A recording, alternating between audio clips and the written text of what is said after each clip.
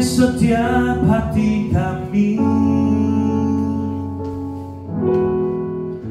Namun satu hal ku percaya, ada rencana yang indah, tiada terduga kasih-Mu. Heran dan besar bagiku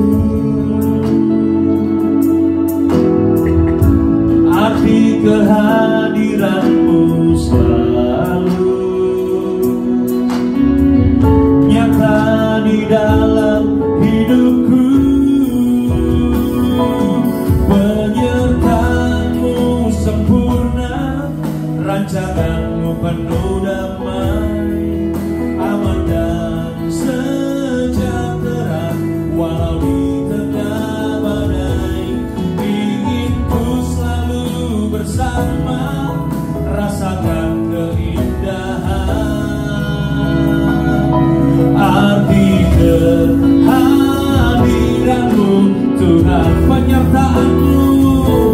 Penyertaan-Mu sempurna, rancangan-Mu penuh damai, aman dan sejahtera walau di tengah badai.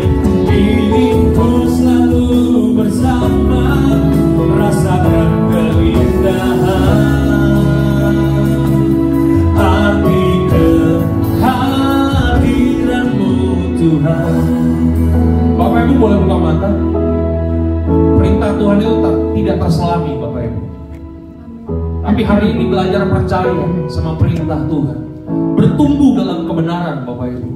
Rancangan Tuhan itu selalu yang terbaik buat kita. Amin. Mau dengar kesaksian gak? Saya punya teman hamba Tuhan. Jadi ini kesaksian teman saya, bukan kesaksian saya ya. Ini hamba Tuhan masih hidup Bapak Ibu. Hamba Tuhan ini melayani pasangan suami istri yang udah bertahun-tahun nikah tuh nggak punya anak Bapak Ibu. Sampai satu hari Tuhan berkati mereka, begitu dites ternyata mereka punya anak. Mereka langsung bahagia, mereka langsung wah Tuhan baik. Kebahagiaan ini kemudian mereka kasih tahu ke teman-teman mereka, kasih tahu ke keluarga mereka, kasih tahu ke teman-teman gereja mereka.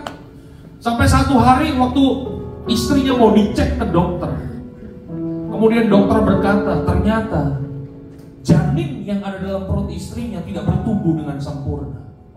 Sehingga dokter memberikan dua pilihan Pak. Yang pertama, anak ini harus dibuang. Yang kedua, kalau dibiarkan hidup, dia akan lahir dalam keadaan yang cacat. Jadi waktu suami istri ini dengar perkataan dokter, itu seperti dengar halilintar petir di siang hari bolong Bapak Ibu. Mereka kaget, mereka nggak bisa terima. Kemudian istrinya ngomong begini, dok, boleh nggak jangan langsung dibuang? Kasih kami waktu 3 bulan lagi, siapa tahu nanti ada mujizat. Karena alasan kemanusiaan, dikasih sama dokternya waktu 3 bulan lagi. Dan selama 3 bulan, mereka doa, mereka puasa, mereka cari kehendak Tuhan, mereka cari wajah Tuhan. Dan satu hari, waktu suami istri ini berdoa, mereka dengar suara Tuhan. Dan Tuhan berkata, lanjutkan kehamilan. 3 bulan kemudian mereka datang ke dokter, dicek lagi kandungannya, dan dokter tetap berkata ini harus dibuang karena tidak bertumbuh dengan sempurna. Suami istri ini galau Bapak Ibu, mau dengar apa kata dokter atau mau dengar kata Tuhan. Mereka pilih dengar kata Tuhan, apapun resikonya. Mereka tetap beriman kepada Tuhan. 9 bulan 10 hari kemudian, ini anak lahir dalam keadaan yang sulit karena harus lahir dengan normal. Waktu anaknya lahir, dokternya lihat anaknya, dokternya kaget. Kepala anaknya itu cacat Bapak Ibu, jadi kepalanya ini gak ada batoknya Bapak Ibu. Anak ini langsung buru-buru masukin di inkubator, karena kalau di luar tuh gak bertahan lama. Dan dokter memvonis umur anaknya ini cuma sampai 3 hari. Waktu istrinya lihat anaknya dalam inkubator, hati istri mana, hati ibu mana yang gak sedih lihat anaknya cacat begitu Bapak Ibu. Dan istrinya berkata begini, dokter boleh gak saya gendong anak saya? Gak dikasih sama dokter. Dokter berkata kalau ini anak dikeluarin, anak ini akan cepat matinya. Istrinya kemudian berkata begini, dokter, anak saya mati hari ini, dengan mati 3 hari lagi, dia tetap mati. Saya mau gendong anak saya. Akhirnya ini suami istri harus tanda tangan, karena rumah sakit gak mau bertanggung jawab. Begitu anaknya diserahkan kepada istrinya, begitu istrinya gendong anaknya, hati istrinya hancur Bapak Ibu. Tapi di tengah kehancurannya, dia tetap bisa memuji Tuhan. Dia tetap bisa bersyukur sama Tuhan. Dia tetap bisa memuji Tuhan. Sampai ketiduran Bapak Ibu digendong tuh anak. Besok pagi terjadi kehebohan yang luar biasa. Kepala anaknya yang cacat besok paginya bertumbuh sempurna Bapak Ibu. Mereka mengalami mujizat yang sangat luar biasa.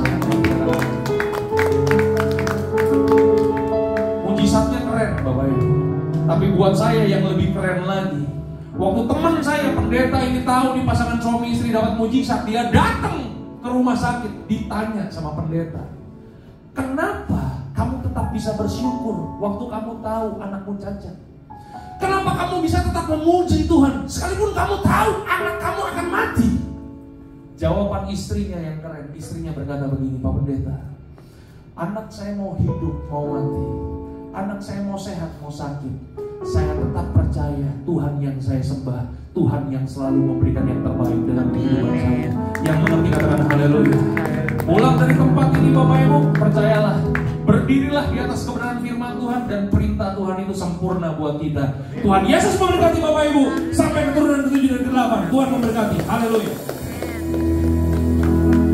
Mari kita berdoa. Bapak kami dalam